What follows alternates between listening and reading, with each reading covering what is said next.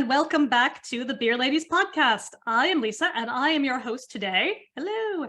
And we are very, very excited because not only do we have some of our regular folks, but we have a special guest today. And this topic is a little bit of a departure for us, but it's one that we've been thinking about for a while.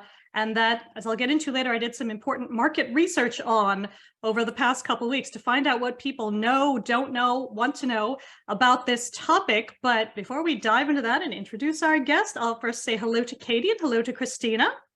Hi. And they're waving. And we are really, really excited because our topic is Whiskey 101 for beer nerds. So this is really assuming you may know nothing about whiskey. This is just going to give you the basics, but we'll also talk a little bit about just what some of the terminology you come across, what does it all mean, and a little bit about what's special about Irish whiskey. But we can't do that ourselves, and that is why we have brought on world-renowned drinks writer, Mr. Lew Bryson. Lew, say hello. How are you? Hello. Oh, we are so excited to have you. So excited to have you. So for those who don't know, first of all, you should be following Lew on all the socials. He has some amazing books out. He's got many, many out about beer. I have 2 of his whiskey books behind me. So I have Whiskey Masterclass and Tasting Whiskey. But Lew and I go way back from the Pennsylvania beer scene. So I'm very, very happy to have him here. But before we dive into all of that, I do want to say our usual spiel, which is we are at Beer Ladies Pod on most of the socials. You can follow us there. We are on Facebook. We are on Twitter. We are on Mastodon. We are on YouTube. You can buy us a pint. All of the things. Just look for Beer Ladies Pod. You can go to our link tree for Beer Ladies Podcast. We'll talk about it again at the end. But before we do that, we will get into what we're all drinking, and then we'll find out a little bit more about how Lew kind of got onto this topic and what are the things that we just don't know about it. So I'd like to start with our guest. So Lew, what have you got? And I know we're making you do some day drinking. It's a hard life, but it's all right. It's okay. What have you got? Well, whiskey first. We're all doing Irish today. Still getting used to this. Redbreast. I have Redbreast 12-year-old. The classic, what they call single pot still or mixed mash whiskey, and we'll get into all that. But it was one that was actually introduced to me by Fergus Carey in Philadelphia. Oh, wonderful! I got my first sip of it from him. Oh, Fergus is a legend. If you don't know, he's he's like the unofficial mayor of Philadelphia. Yes. And for beer, I have my local brew pub, Elk Creek Cafe and Ale Works, here in, as I like to say, the smack dab center of Pennsylvania, in Millheim, Pennsylvania, a tiny little town that we just moved to about a year ago. This is their Brookie Brown Ale. Oh, that looks lovely. And the beautiful thing is, I can get a brown ale anytime it's open. They always have the brown ale on, which is rare anymore. Yeah, we are Team Brown Ale here, as our regular listeners know. So we are always trying to manifest more brown ales into existence. So that is wonderful to hear. And we'll also, we'll also say, listeners, if you want to hear more about Millheim, listen to Lew's podcast, Seen Through a Glass. It is, again, I have to say, even just as if I didn't already know you, I would just find it so soothing to hear, your dulcet tones as you highlight some of the local food, drink producers. It's just really fascinating to hear what's going on in another part of the food and drink world. So thank you. So thank you, Lew. Katie, what have you got? So myself, Lew, and Lisa are all drinking, I believe, the same whiskey. I have mine from Tiny Tipple. Same. And I love the cute little bottles that they come in, right? Oh, aren't they? They are lovely. I actually got my husband a selection of their gins for Christmas. Oh, yes. If you don't want to go out and buy the expensive bottles, you can just buy little sets. I think it's a brilliant idea, and I love the lovely wax seal on it. Oh yeah, and we'll say not SpawnCon. We're just fans. We love their business model, what they do. I don't think you could do their business model in the US because there's complicated laws of what you can ship where to whom. It's all very different. But sorry, go ahead, Katie. What have you got for your beer? My beer is a Hope Dublin Porter. Oh, very which nice. Has appeared on this podcast, I believe it has. Before. So this is still there from my Christmas collection. Yeah. And, Can have very a look nice. at it. It's a very nice porter. There we go. Yeah. It is lovely. And Christina, I know you're doing more of a show and tell than a drink tonight, but what have you got? So I actually was sent this a while ago, a couple years ago, I think. So this is the Tullamore triple distilled whiskey, which is kind of famous. Tullamore I think it's kind of famous here in Ireland. So yeah, full disclosure, I'm not the biggest whiskey fan, so I'm really excited to like learn more. Even though I have found myself on many a whiskey tour and many a whiskey tasting, so I have a list of questions, Lou, that I'm prepared to ask you. But it always looks so good, so you know, maybe I just need some more education. Maybe it's finding the right one. Yeah, I'm kind of similar there to Christina. It smells nice as well. I like the smell of whiskey. It's just it burns a little. Oh yeah, it's like backing up to a mule and letting it kick you. Yeah. There's no way around that. That was an incredibly evocative statement. I love it. Oh gosh. And I will go to the beer I got, because we already said I've got the Redbreast 12 as well, also from Tiny Tipples. I have the McNutty Macadamia Nut Brown Ale from Lochgill, and this is always good, and it's a lovely sort of deep brown color. Again, we love our brown ales. This is one that tends to be pretty available, although I say that at the bar we were all at the other night, I could see it on the tap handle and it had kicked, and I felt personally, you know, like they had done it to me. But anyway, that's okay. I've got a can. So. Yeah, and So. if you sense a lack of enthusiasm today, I think it's because we all did the dog the other night. Oh, Yes. I closed Elk Creek Saturday night, so Yeah. Please drink responsibly. I bet again, we were all We're very good. okay. Everyone got taxis home. We were all, you know, very I'm well looked lucky. after. It's a 3-minute walk for me. So Yes, even better. better. Even Oh. better. So I think had- oh, go ahead, Katie. Oh no, I was going to say I had the joys of the C5, the night bus. But at least it's there now. So I think we have a lot of basic questions about whiskey, even though again, I have these two excellent books behind me, which have been a very good introduction, but there's still a lot of, I would say, terminology and just things that are like, once you nerd out about it, I'm sure you get it. But I did some, I'll say, light market research over the past couple of weekends, talking to beer nerds, and almost to a man or woman, but it was mostly to a man, just because that's, you know, how it was. They all said, I don't know enough. I'd like to know more. There's a lot of terminology that I find confusing. I don't know what these things mean. I don't want to kind of look stupid, but so a lot of just like, I'd like to know more, but I don't know where to go, or I'd like to go maybe do a tasting, but I don't know what I'll like. And I think a lot of people too have come across, I don't know if it was a mule, but I know for me, I don't tend to like smokier things, but I think a lot of people first come across these very smoky whiskeys, and there's lots of different kinds. So maybe we'll just sort of start with, Katie, if you want to read the back of your Tiny Tipples description, I think that gives us a great place to start. Okay, so there's lots of words in this, and I know what the word means, but when you put them all together, I don't, what exactly does it mean? So it's a 100% heavy pot still whiskey, with the E, of course, whiskey with the E, with a high sherry aging percentage. It is a pure pot still Irish whiskey aged for a minimum of 12 years. What does it mean? We can do all that. So let's do the middle first. The pure pot still. The interesting thing there is that's actually older terminology, because some people get upset about the whole pure thing, because pure is it's kind of like saying old. How pure? How old? Okay. So so it wouldn't be taken as a quality statement, but rather as a statement of, which it is, a statement of process, how the whiskey is actually made. They took to calling it single pot still, which I don't think is a lot less confusing, but it's not pure. So what that really means is, now that I've gone through all that blather, it's a mixed mash whiskey. It's more than one grain, and in this case, I mean, this is one of the things that makes some Irish whiskey unique. What they use is a mixture of malt, unmalted barley, and then they may add a third or even a fourth grain. But usually it's just, when I say usually, I mean Redbreast is malt, and raw barley. And, you know, you were saying about all the stuff that beer people want to know about.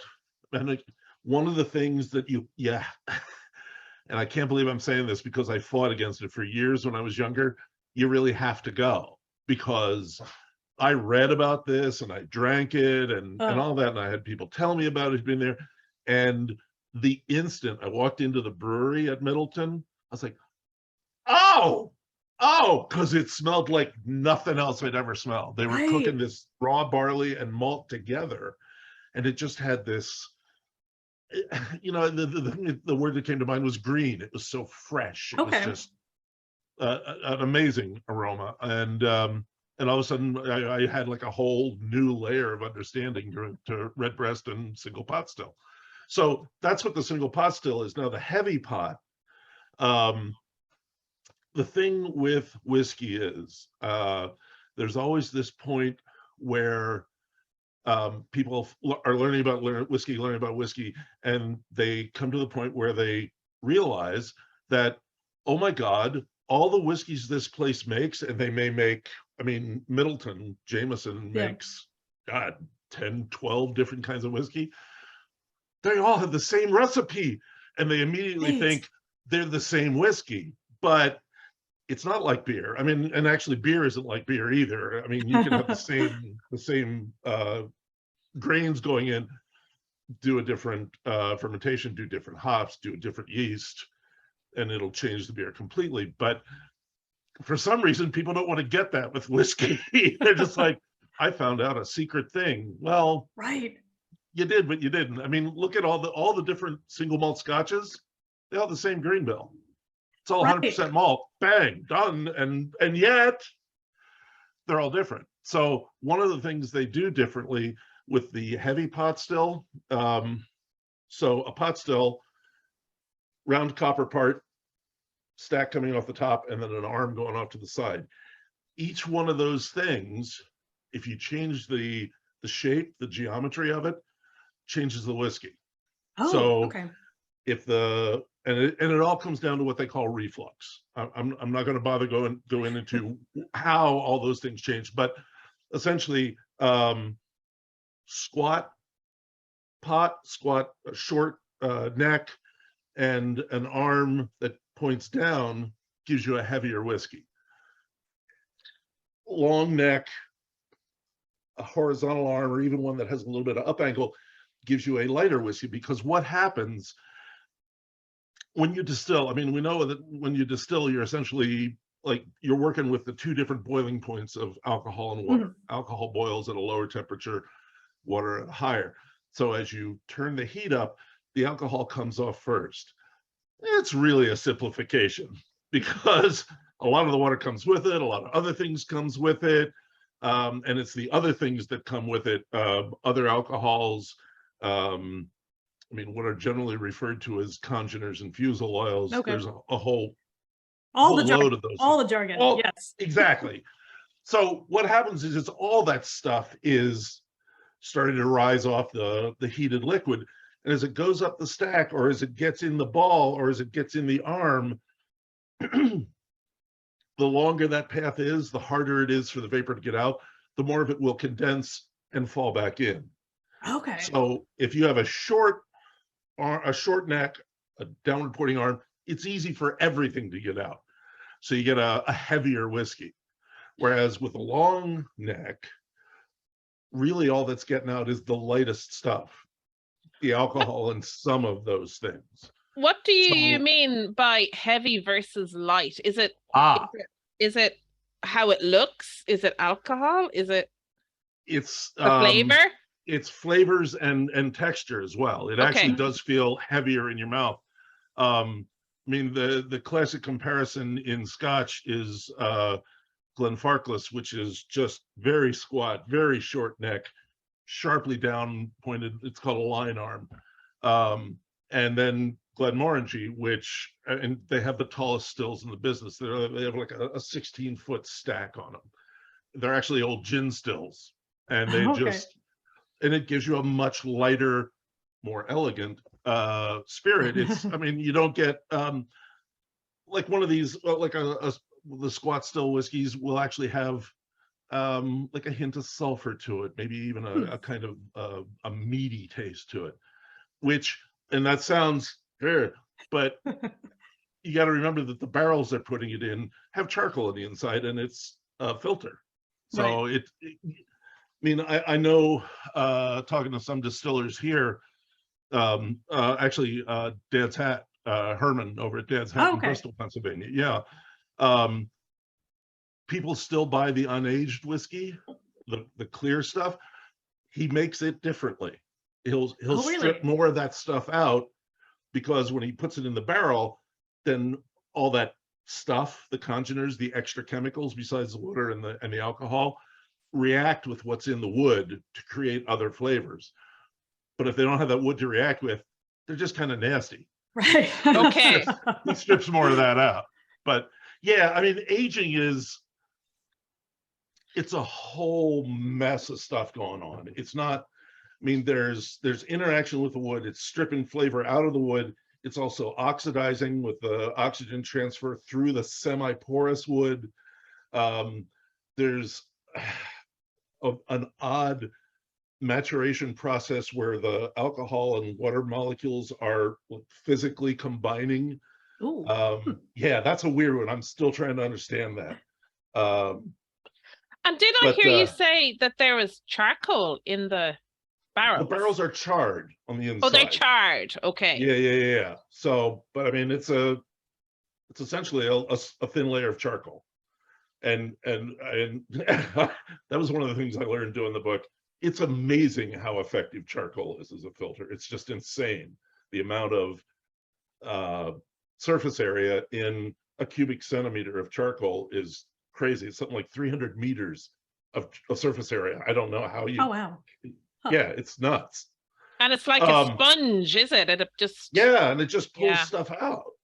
And yet other stuff is getting into the wood and combining with various compounds in the lignin, for instance. Lignin, and when alcohol gets to the lignin in the wood, it breaks down into things that taste like fig, things that taste like tobacco, things that taste, well, and then there's a whole bunch of vanilla in the wood that's being pulled out. It's an amazing thing that goes on in there. And of course, that's where all the color comes from. Right. When it comes off the still, it looks like water. Although I hate saying that, because the refractive index is a little different. Okay. So in the light, you can actually tell the difference between alcohol and water, because it looks different. It shines differently. Okay. Presumably you can smell it, certainly. Oh, you can definitely smell it. Yeah. And actually, if you put it on your fingers, you can feel it too. Yeah. Yeah. The viscosity is slightly. It is different, and it also evaporates pretty quickly. Yeah. Right. Right. So to get back to the last thing on your label, the sherry influence. Yeah, high sherry aging percentage. Yeah, so pretty much anymore, I think like 90% of Irish and Scotch whiskey is aged in bourbon barrels, used bourbon barrels, because there's just so many of them. They're cheap. I mean, you can only use a bourbon barrel. To make bourbon, you can only use it once. It has to be a new barrel. So they use it once, and they're like, what do I do with this? I'll sell it to a distillery, and they ship them across the Atlantic in box. I mean, they break them down and essentially just throw the staves in. So it's like IKEA for barrels. Right. Yeah, flat pack them all. And yeah. And then they go to a cooperage, like the Speyside cooperage in Scotland, and they just reassemble. And the thing is, they don't bundle them, because they're actually making them larger, because the standard size in the Scotch and Irish whiskey industries, I want to say it's like 225 liters instead of 200. It's not a lot, but it's more. So they just put everything back together and it fits. I mean, it's amazing. If you've never been to a cooperage, they do all this stuff by eye.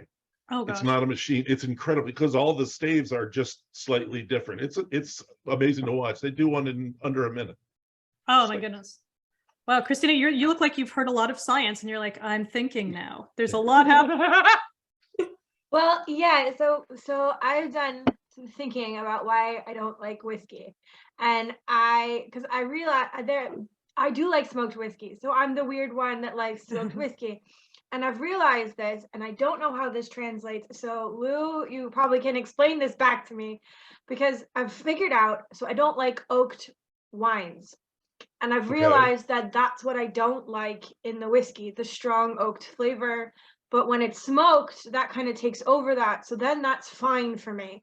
So are there other whiskeys besides smoked whiskeys that wouldn't have that strong oaked flavor? Or am I just amateur houring this and that's just not a thing? No, Everyone likes what they like. That's okay. Yeah. That's absolutely true. I think what you might want to try is the ones with the heavier sherry influence. Okay.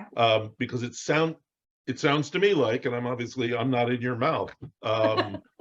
What you're objecting to is, sorry.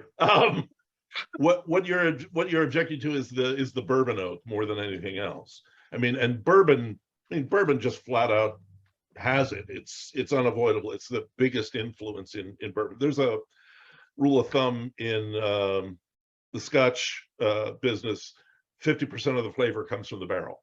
Yeah. With bourbon, it's more like 80 because they're new barrels. They haven't been used before, whereas Scotch and Irish are over 99% are used barrels. Middleton and now some other distilleries have been experimenting with first use barrels, but I mean, for centuries, it's been used barrels. First largely sherry, and then as people stopped drinking sherry so much, they've been using a lot of bourbon. Yeah, it's getting to the point where distilleries are literally buying sherry, new pressed sherry. They buy the barrels, they pay the sherry bodegas to put the sherry in the barrels and store it for them. And then when it's done, they essentially dump it in a vat, say, "It's yours, thank you, bye," and they run off with the barrel. It's amazing. And then most of it gets turned into vinegar because they just nobody's drinking sherry. Yeah. I've made a note here now to try sherry barreled aged whiskey, so I will look for that. Yeah, and I feel like they're really well labeled, and maybe this is a question too, because you'll see a lot that's sort of port finish or sherry finish, and I guess is that more kind of down to the, I guess sort of the preference of the distiller, or is it to do with like kind of their blending program, and how does that kind of figure in, kind of what's aging versus kind of what's blending? Because I know these are different skill sets that. There's aging and there's finishing too. Okay, right. So finishing is essentially a way to get sherry flavor into a bourbon aged whiskey.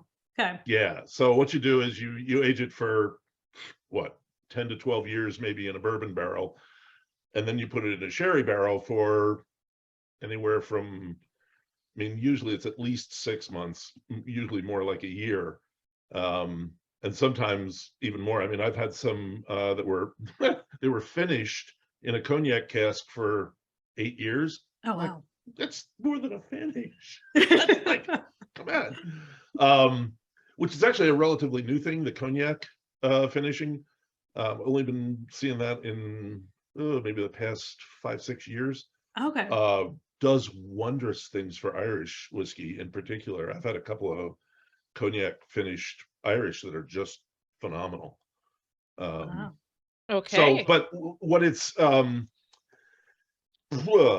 aging. Aging takes a little. You see that Irish whiskeys and Scotch whiskeys usually have longer age statements than Americans. It's not because they're better. It's because they're using a used barrel. It takes longer to get some kind of flavor. It's also a lot cooler than it is in Kentucky. Sure. Yeah. Whereas, I mean, you got to think about places like Catalan whiskey is made in Taiwan. I think the oldest they've ever made is a 5-year-old, because otherwise it's just gone. It evaporates. Oh, literally evaporates. Yeah, no, this is the angels portion. The angels share. Exactly. The angels share. Yeah. Yeah. Yep. It's real. Yeah, no, and that's ringing a bell, because I did a whiskey tasting, an online whiskey tasting from the El Mulligan folks here, and one of them was a distillery in India, and they were saying because it is so hot, they really have to kind of work fast if you like. You got to watch it. very different from anything. And again, obviously, I'm no expert, but very different in kind of character, sort of mouthfeel, all of those things from anything else I had tried. And presumably, again, the temperature is such a huge factor there. Yeah, so. I know they've gone to India and Taiwan. They've gone to great lengths to kind of harness that that temperature, that humidity to produce something fairly close to, but you're absolutely right. It's still different, which I mean, that's what it's all about. Yeah, no, absolutely. Work with what you got. So, although that's an interesting question too. And again, guys, feel free to jump in with other questions, Christina. I know Katie, we're kind of wandering here, but which is fine. That's what always happens. It's what we do. It's what we do. We get very tangential, but I think it's one of those things that it struck me realizing it initially, but I guess it just is like there is no kind of equivalent of like bean to bar like you would have in chocolate for whiskey. Like things are.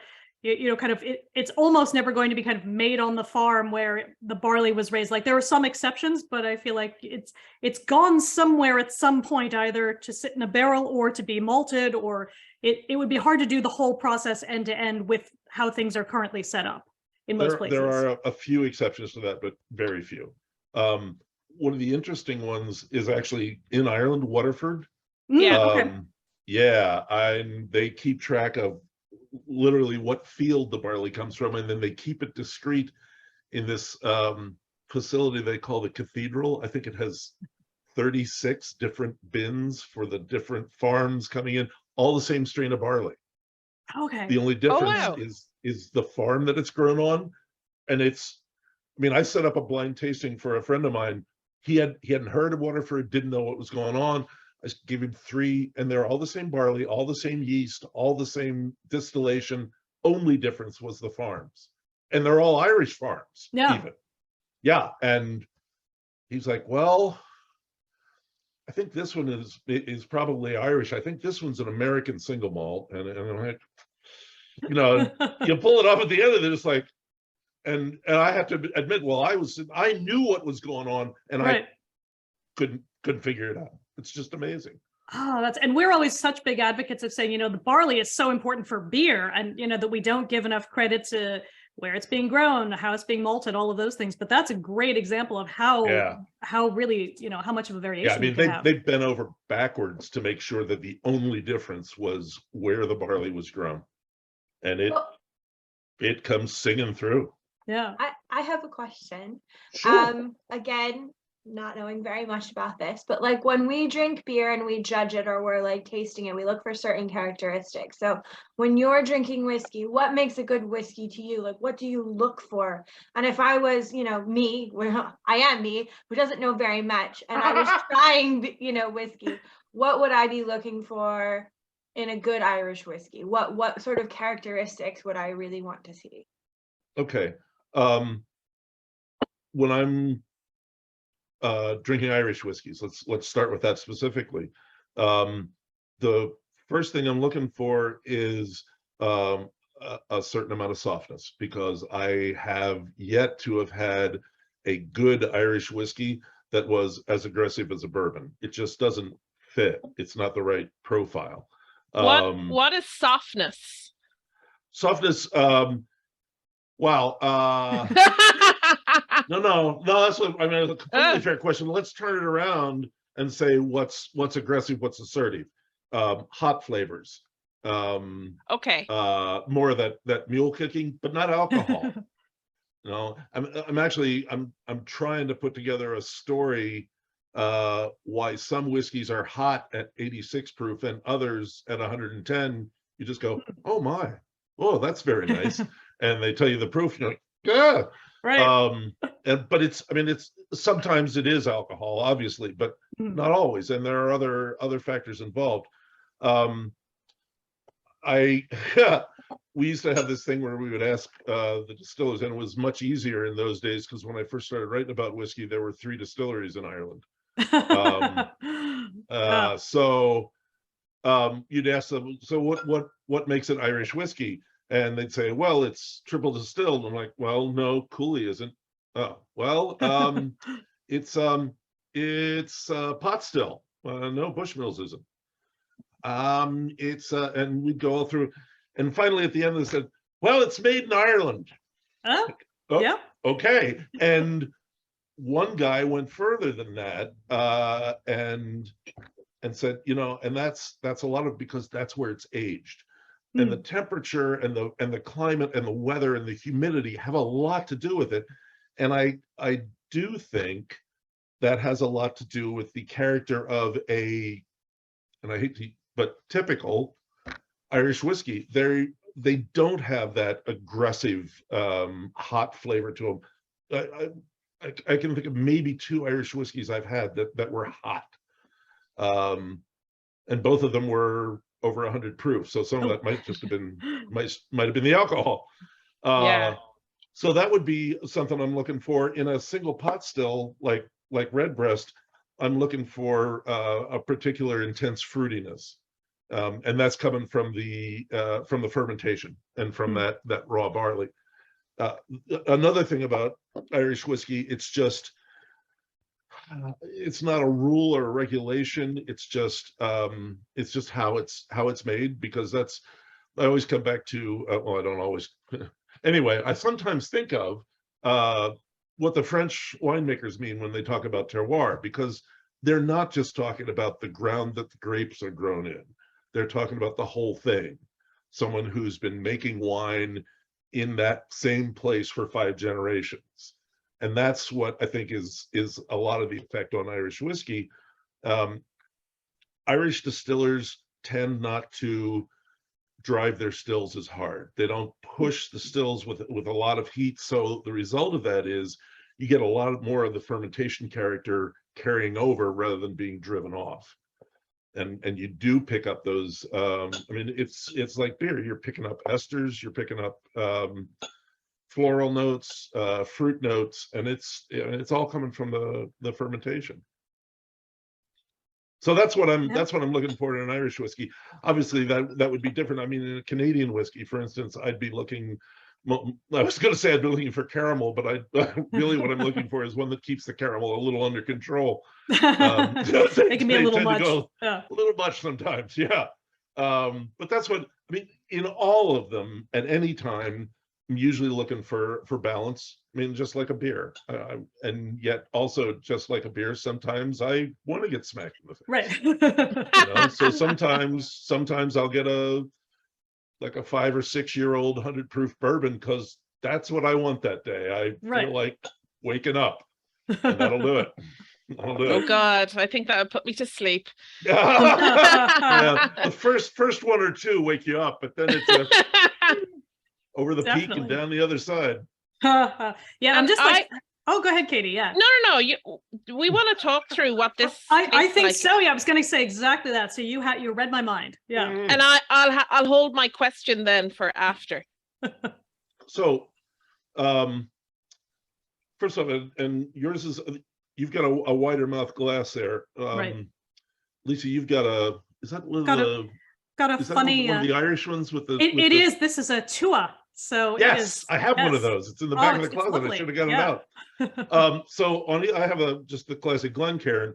On either one of those, and this is something I just learned 2 years ago, 3 years ago.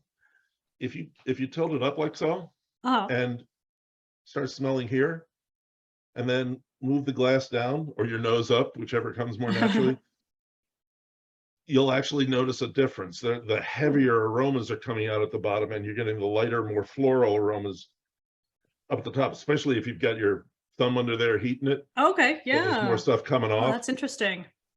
But so at the bottom, I'm getting more like grain and honey, almost like a wildflower honey. And then as I move, oh yeah. I do get honey. Yeah. As I move up, I'm getting more almost like a citrus candy.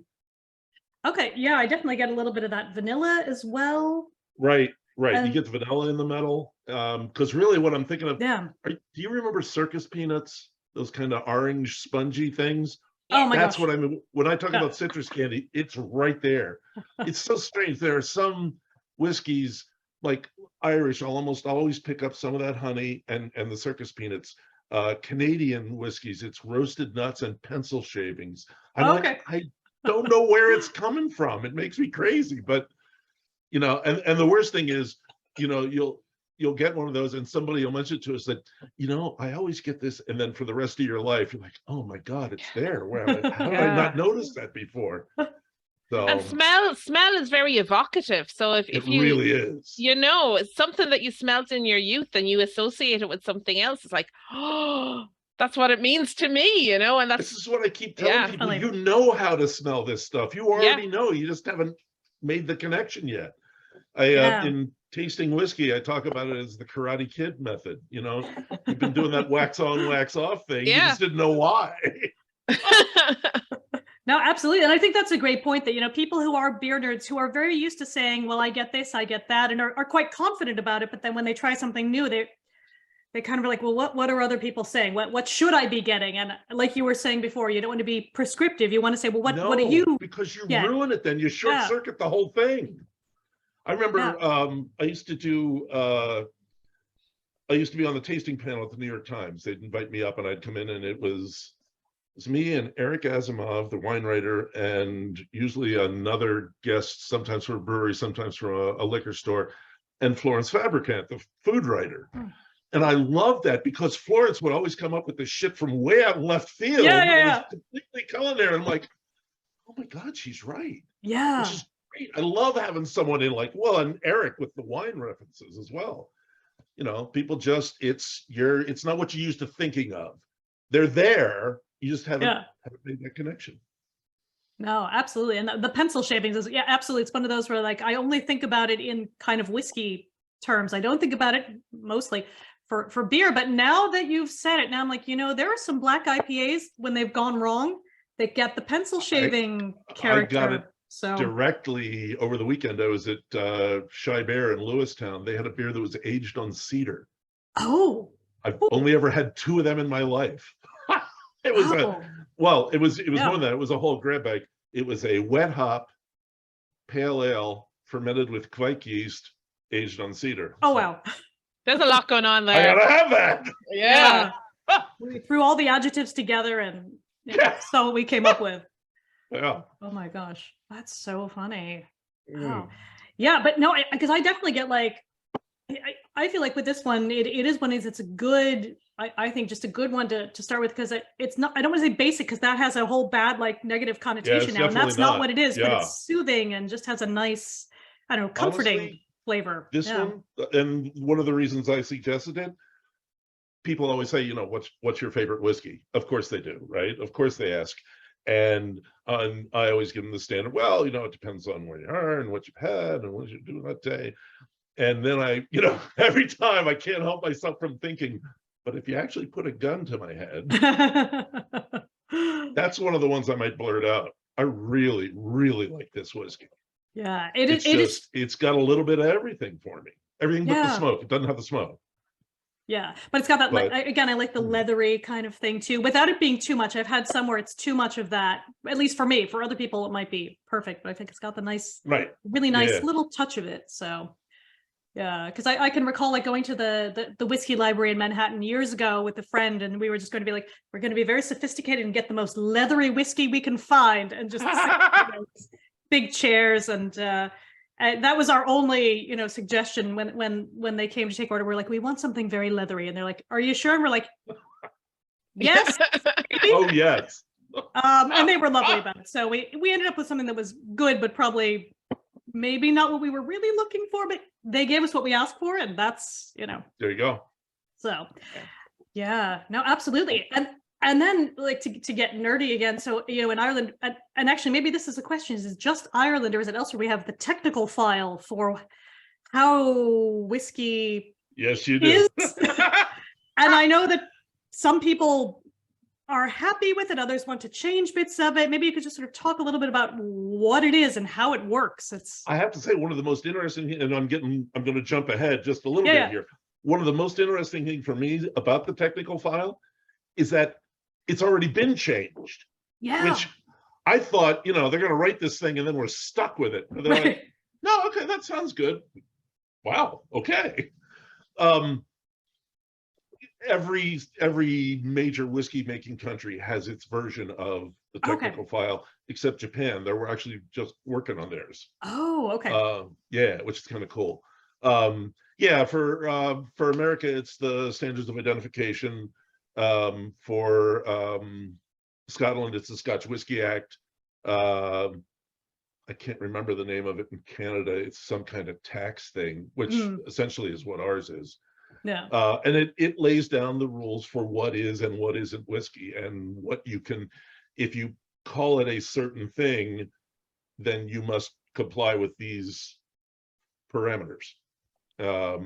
So the technical file talks about age, it talks about distillation protocols, it talks about the mash, and that's where people, I think, mostly got ruffled, because the single pot still thing, Kilbeggan actually made a whiskey and put it in barrels as a single pot still whiskey. And by the time it was ready to drink, it was no longer a single pot still whiskey, because the technical file came out and changed the definition. Oh. So I think they had to call it a special. I can't remember what the hell they did wind up putting on the label, but they were like, really? Because they put, I think it was like 30% rye in it. Oh, okay. Which,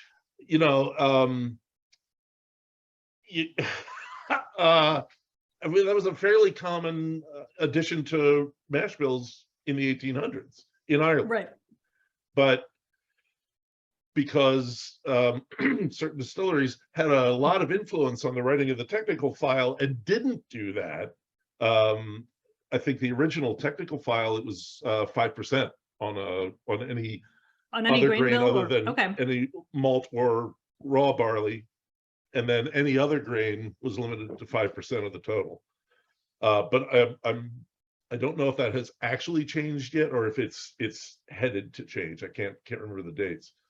But that is changing. So, and that was the thing that amazed me. I didn't think that would, and some of that is, I have a friend in the industry, Peter Mulryan, down at Blackwater, and Peter's a freaking bomb thrower. He just, like, stuff like that drives him crazy. So, he writes a blog, he gets people talking about it, and things happen. I don't mean to make it mean that it's solely him, but right. Peter definitely stirs the pot. So, well, and, with that kind of thing, someone has to, right? Otherwise, it kind of stagnates and exactly. Things. And I mean, that's what we've got an American single malt definition finally coming into the regulations, and that was because a bunch of the distillers got together and said, "Look, what you're telling us this isn't what it is. Could we change the definition?" Because we were working with a, I don't know, 70-year-old definition, right. And nobody in America was making that kind of whiskey then. Yeah. Yeah, well, and I guess it's all weird in America anyway, where so much of it's made in dry counties, but you're still making this anyway. It's a weird thing. It's a weird thing. Yeah. Well, and the other thing, I mean, the problem with American whiskey definitions is almost everything is either bourbon or make it just like bourbon, except with rye or wheat or corn, and then, but otherwise just like bourbon. And then everybody's like, I don't know, that tastes a lot like bourbon to me. Yeah. Yeah, absolutely. No, Christina, you look like you might have a question. No, I'm just absorbing all of this. So if I could, the one thing I wanted to, and I've got it in both books, the drink it every day technique. So I came to drinking whiskey because I was writing for, I was the managing editor at what was then Malt Advocate and is now Whiskey Advocate for 20 years. When we first started, we were a beer magazine. And then in the mid 90s, things didn't go so well for American craft brewing. And the owner decided we were going to become a whiskey magazine, which, way out there, first whiskey magazine in the world. But we did that. And he's like, so if you want to keep doing what you're doing, you'll have to learn to drink whiskey. Right. And I was like, I know how to drink whiskey. You like screw up your face and knock it back and wins. Yeah. And in my case, like, I don't know if you know what this is. Red lemonade. Yes. Yes, it's an Irish oddity, I think. Yeah. Red lemonade. It's not actually lemony at all. But a lot of people would have, a whiskey and a red lemonade, or mix it up. Yeah. When you're not really appreciating it, I suppose. Well, no, I mean, you're not getting everything. You're probably not getting that orange citrus thing. No. So what he told me was, you have to drink some every day. And I mean, he meant it literally. So I started doing an ounce of whiskey every day. And honest to God, it was like backing up to a mule. And I just, here we go again, boom, and it just felt like fire. It was just hot. And about halfway through the third week, I think it was like day 24 or something. I'm like, okay, all right, ding, ding. I just suddenly tasted fudge. I'm like, what's that? And I take another sip, and I'm getting orange notes, and I mean, it's still hot, but it's not. All of a sudden, other stuff is coming through. So I looked into this. I wanted to find out more about it, and some of it actually came from my wife's a biologist. She was in the pharmaceutical industry for years. Essentially, the same receptors on your tongue that register heat, capsaicin, hot peppers, also register alcohol. So if you hit your tongue with alcohol at a high enough level, which spirits are, it feels like hot. It feels like hot peppers, and they just start screaming. And the thing is, apparently, I was always tasting the fudge and the orange, but the pain receptors were screaming so loud it wasn't coming through. It was just overwhelming that. And as they became, as my wife put it, upregulated, and I could pour that alcohol in there and not go anymore, because essentially these nerve cells were like, all right, you're going to keep doing that, fine, okay, reset, new normal, and that dialed down, and then the flavors started coming through, and I mean, it's gotten to the point where I don't even have to ease into it anymore. I can just go from 0 to 110 proof, and like, oh, okay. Some nice peach notes, blackberry, a little bit of heat. And most people are like, so you have scar tissue on your tongue, is what you tell me. Quite. I do spirits judging like anybody else who writes about it. I did a round of all barrel proof whiskeys a few years ago. Everything was 120 proof and up. Ooh. And I got to tell you, at the end of it, my tongue felt like a slab of rubber. It was just like everything had been cleaned off my teeth. It was squeaking. It was just, we were done at the end of that. There's no palate cleanser there that's gonna. There's nothing. No, water doesn't help. All it does is take away a little of the pain, but you still can't taste anything. And I guess that is one of the differences from like judging a beer competition, where you might have some of those very high ABV things, but very high ABV is like maybe 10-11%. It's not going to be, Yeah. Well, and the other thing, I mean, and you do spit. Yeah. You have to go on one of those. But if you're doing like 20, spitting's only so effective because there's so much fume. Yeah. You're still breathing it. Yeah. Yeah, because one of those taste tests at the times we did rye whiskeys, and I want to say we had 21, and Florence and Eric were wine pros. They were just sitting, spitting, and by the end of the tasting, we were all just giggling. We were all giddy. It was like, that was really good. Yeah, I mean, 21 of anything. That's it got to be a bit much. I was glad I was taking the train home. I reckon though you'd have to, after having the 21, you'd have to try number 1 again to see if you did it justice on a bare tongue. You know what I mean? That's a good point. Maybe. I wasn't in any mood for it.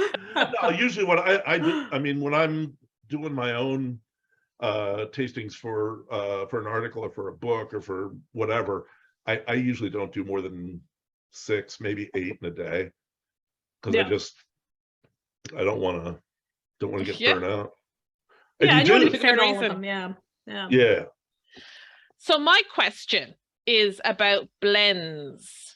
Oh, So I have this notion, or I used to have a notion, that you distill it, you gather it all together, put it in a barrel, put it in a bottle. Is that what happens? okay. So in a very small number of cases, yeah, I mean, single barrel whiskey, single cask whiskey, that's exactly how it is. You go through the warehouse, you sample well, you don't go through the warehouse. Oh, I'll try that one. I'll try. They know where every barrel is. I mean, they tell you these stories about, oh, these barrels were lost and forgot. Bullshit. They know where every single one of them is.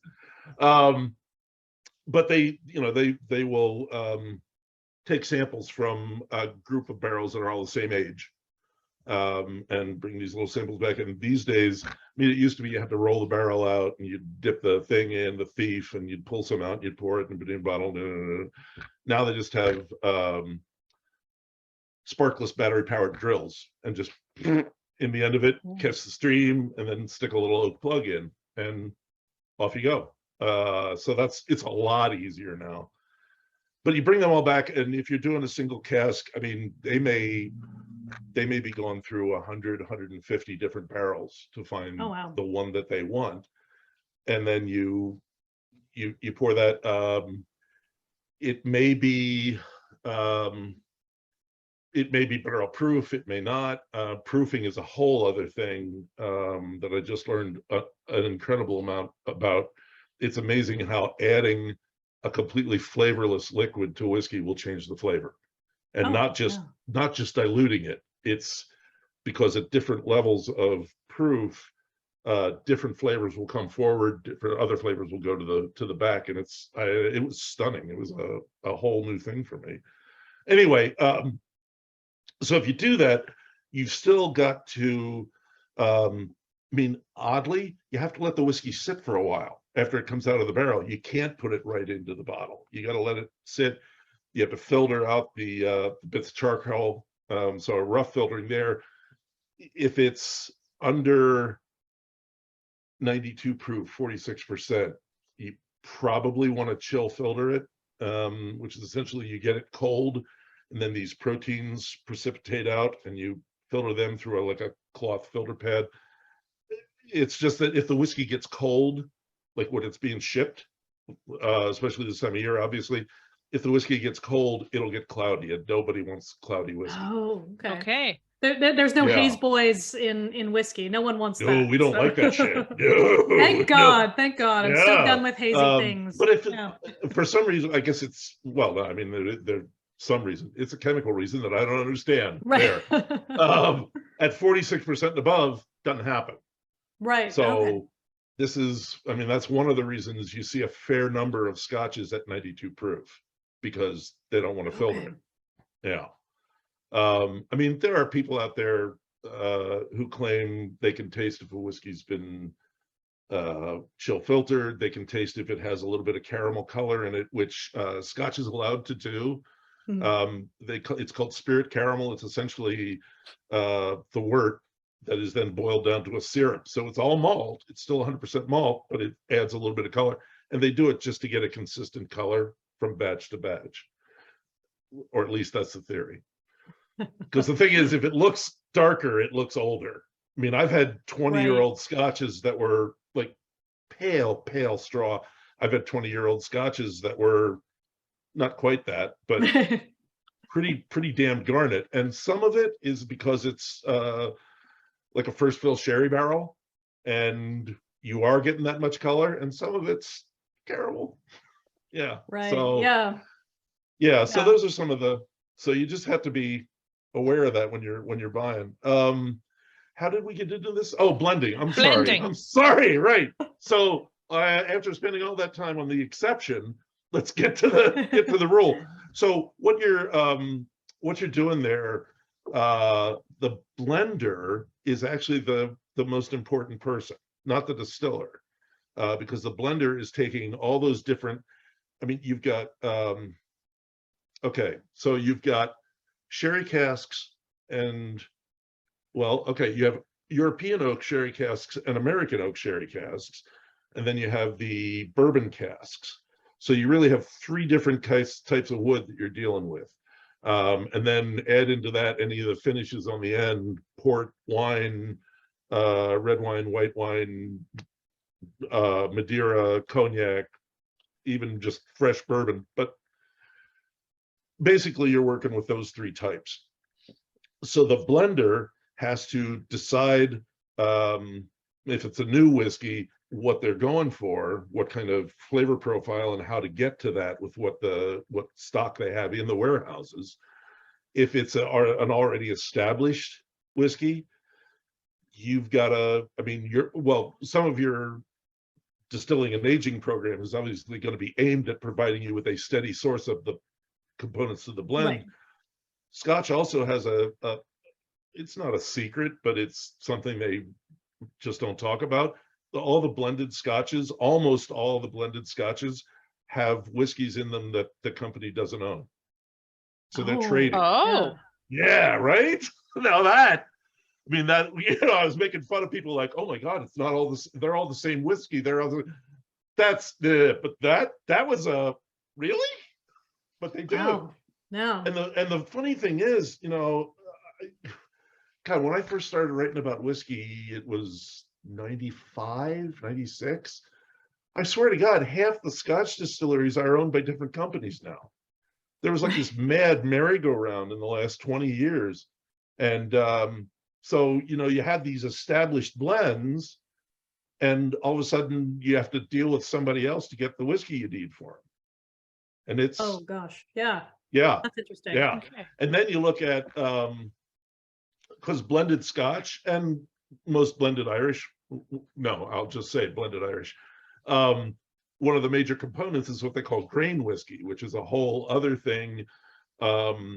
That's more, they run it through a column still rather than a pot still. Okay. It might be any grain. It's often wheat. Sometimes it's malt. It all depends on the price of the market.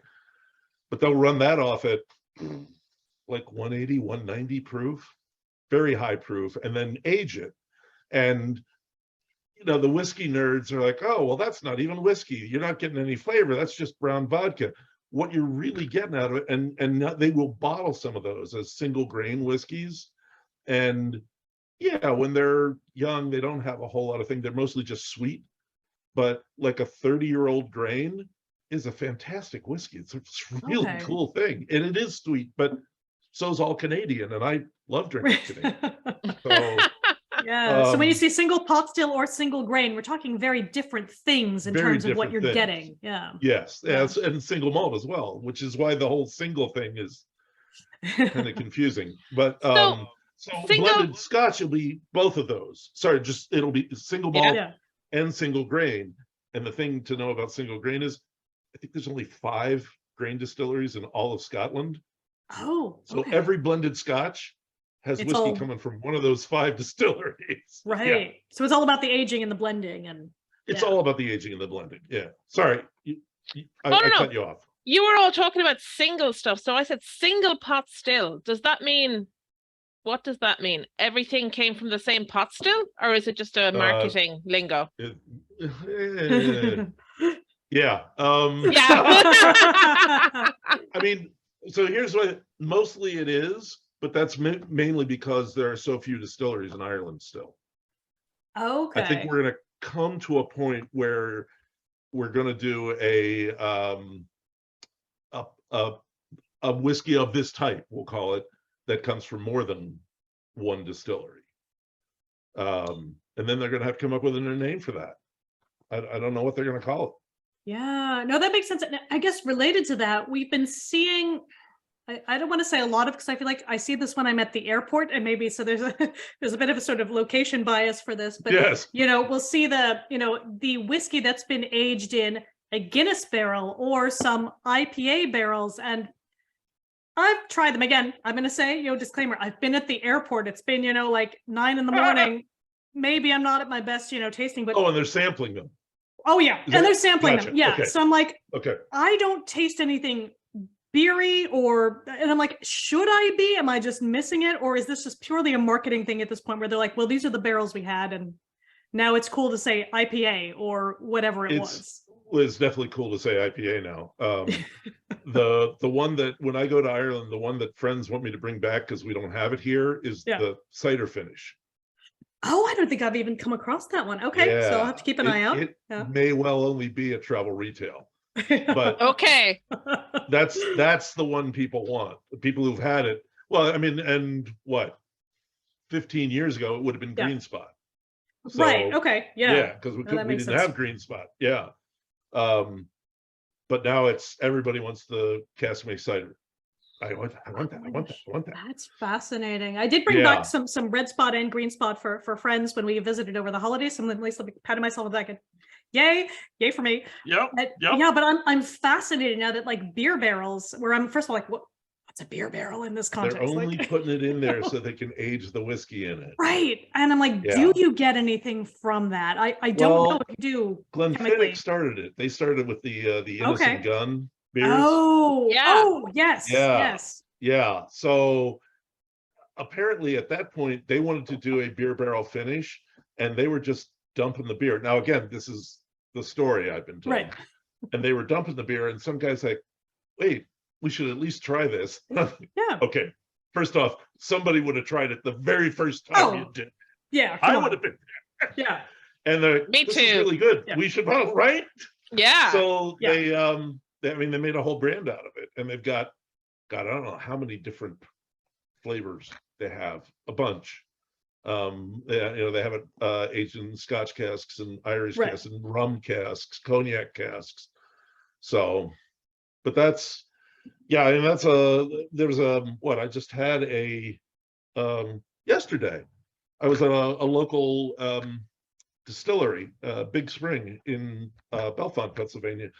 They had, so the distiller is a home brewer, is a mad home brewer, just all the time. And he had done a Baltic Porter and he took it over to a local brewer. He's like, oh, try this. And like, oh, that's great. We should do a Baltic Porter. We've never done one. So he said, well, how about you do a Baltic Porter and you can age some of it in this corn whiskey barrel that I did. I did a corn whiskey, I dumped that, and it was like a 4-year-old corn whiskey. And so they dumped it. And while it was in the barrel, they're like, hey, wait a minute. After we dump the beer out, how about you put some whiskey in it and finish it and get the beer? So yesterday they had, everything was finally ready. We had the Baltic Porter, the whiskey barrel aged Baltic Porter, and then some of the corn whiskey that had been 6 months in the barrel that they had used to age the Baltic Porter.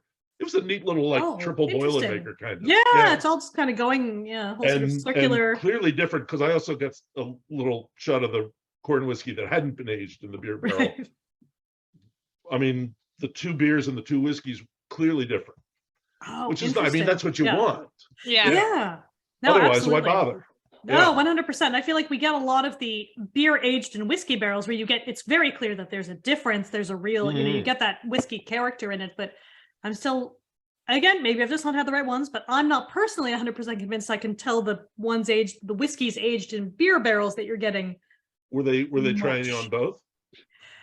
That's a good question. I don't think, I mean, they were definitely different breweries. Like I'm thinking of the, breweries / distilleries, because the brewery I'm thinking of is again, Lockgill. Because I've had they make an amazing series of sort of imperial stouts that they age in different barrels. There's like a whiskey barrel, rum barrel, all kinds of things. And they have very different character, but I'm just thinking of some of them, again, I've only had them in airports, but whiskey is in a beer barrel where I'm like, do I get anything? I don't know. Like it wasn't bad. I just didn't get you gotta taste the whiskey before to see if there's anything. And again, if there is anything and if it's any good.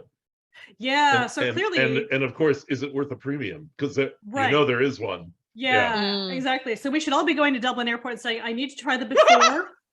Yes. Then, and we'll see how we get on. Because sometimes you are there for a while. You may as well. That's true. You know what?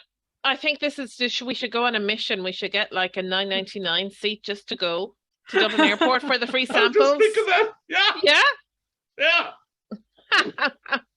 Oh my God. And you could totally do it too. Oh my gosh. But I don't, so I guess, we'll begin to wrap up a little bit, but I feel like if we want to learn more about some of the Irish whiskeys, again, thinking about either tours we could do or places to go, where should we start? Now, again, apart from your lovely books, which we're going to keep recommending, but what's a good place? I know you mentioned going to Middleton. So Middleton's good. Tullamore has a great tour. Okay. Okay. They really do. They have a new distillery. They didn't have a distillery for something like 50 or 60 years. They were just buying whiskey and blending it. They kept making whiskey that way. But they built this fantastic distillery outside of Tullamore. I think they originally just had a visitor center in the town in what was one of their old warehouses. Okay. But they built this incredible distillery outside of town, and they're doing tours now. The cool thing with that is they've got I want to say 2 different types of pot stills and a column still, so you can see all of it going. And they use single pot still, single malt, and grain whiskey in their whiskey. It's a blend of all 3. Okay. So they talk about all 3. They know about all 3. That's a pretty good tour. Teeling's has a very good tour in Dublin. The Celtic Whiskey Shop has every damn thing. Well, actually, that's not fair. There's other shops that do now. It's just that's where I usually go because that's where I used to go. Wow. Or just go to one of the whiskey bars and learn there. I mean, that's what worked for me when I learned about port. I went to a place in Lisbon that just had a whole shitload of ports, and people knew what they were talking about. Okay. Yeah, and you just learn a lot. So, I mean, the very best way to learn about this stuff is to drink it with someone who knows what they're talking about. Yeah, exactly. And who's like someone like you who's not going to say you should be getting this, you should be getting this, is going to say I can help you. Yeah, I'm not selling it. I'll admit I'm selling my books, but I'm not selling whiskey. So. And that's actually that was one of the things I do not regret with when I did the books. Didn't put a bunch of tasting notes in. Right. Yeah. You want people to have their own thoughts, ideas. Yeah. Well, actually, I was thinking more about sales because it didn't go out of date that way. Oh, that's a great point. Love it. Yeah. Yeah. But yeah, I don't really like telling people what they ought to be tasting. Anytime I do talk about it, I want to make sure I preface it by saying this is what I'm getting. Yeah, and plus I do feel like you have to account for things like seasonality and just things that there are going to be differences. You know, there was a hot summer or whatever it was, you know. So. Oh yeah, I mean there was a batch of Highland Park came out. The Orkneys are famously windy. It's just blowing all the time, and that was from malt that they kilned on a day when there wasn't a whole lot of wind. It was an odd day. Yeah. So the draft on the kiln was not as much. That batch of whiskey didn't get as smoky. Oh gosh, it's interesting. Yeah, just a particular day is. Yeah, you know, it's pretty wild. Yeah, just one thing or another. I mean, I remember we were. They had. I won't go into the details. There's a lot of details. But essentially, I was tasting whiskeys at Glenfiddich. 15-year-olds. We were putting together a bottle, and I tasted from 2 different barrels. They'd been filled within 15 minutes of each other on the same day, sat beside each other in the warehouse, both from the same bourbon distiller, noticeably different. I don't know why. Could it be like because one came off the still at a different time? Different time in the distillation run. Maybe, might have been that much difference in the wood in the barrels. Yeah, I don't know. I don't know. Crazy. It's crazy. There was a thing, the distiller at Buffalo Trace, Harlan Wheatley, we were talking about, you know, how do you pick the wood that goes into the barrels? Obviously the Coopers do, the distillers don't. How do you then pick those barrels, put those in? And he said, well, you know, we can control parts, but when it all comes together, he said, you don't really have a lot of control on that. So I think of it as a controlled chaos. You know, it's you've always got the same components coming in at least. Then things get a little weird, but they get weird within a certain area, and that's where you make your whiskey. Yeah, definitely. And that's why blenders are so important. Oh, absolutely. Yeah. Absolutely. Well, before we wrap up, Christina, any questions from you? I feel like you look like you've learned many things. I know. I'm sorry. I feel like I'm like. No, we love this. I just have one. It's kind of a silly question. So I've watched some documentaries on Netflix about whiskey heists. So like some of this whiskey is like just astronomically expensive. And so probably a controversial question, but like, is this whiskey that much, is it actually that much better that it's worth ridiculous amounts of money? Or It's is it really like depends on which one? And it kind of, because some of it, I'm just like, how is it? Well, and there's whiskey not so much auctions and it's not so much the quality, it's the rarity. Okay, yeah. That's really what it comes down, because it is really rare. Like I said, the whole angel share thing. I mean, you start out with 10,000 barrels of whiskey, and first off, when it gets to be 6 years old, they're going to bottle a bunch of it to make their basic flagship whiskey. So there's, say, half of it gone. In that same 6 years, wow, in Kentucky, probably at least 15% of it has evaporated. Boom, that's gone. So there's another, what, 1,500 barrels gone. Then you're going to bottle some of it at 10. You're going to bottle some of it at 12. By the time, and some of the barrels are going to go bad. They're going to leak, or they're going to have just a sap pocket in the wood, something. You're going to lose more barrels there. The evaporation keeps going.